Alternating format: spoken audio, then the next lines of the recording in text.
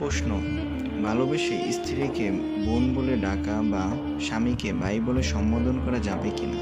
উত্তর: ভালোবেসে স্ত্রীকে বোন বলে ডাকা বা স্বামীকে ভাই বলে সম্বোধন করা মাকরুহ তথা গুনাহের কাজ।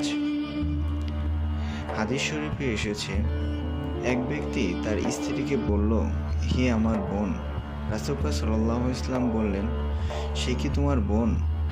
তিনি তার এরূপ সম্বোধনকে অপছন্দ করলেন এবং এরূপ করতে নিষেধ করলেন। সুনানে আবু দাউদ, হাদিস নং 2204। সুতরাং স্বামী স্ত্রীকে বোন বা স্ত্রী স্বামীকে ভাই সম্বোধন করা থেকে বিরত থাকতে হবে, তবে এ কারণে বৈবাহিক সম্পর্কে কোনো ক্ষতি হবে না। মাওলানা মুহাম্মদ আবদুল্লাহ হাটাজারী।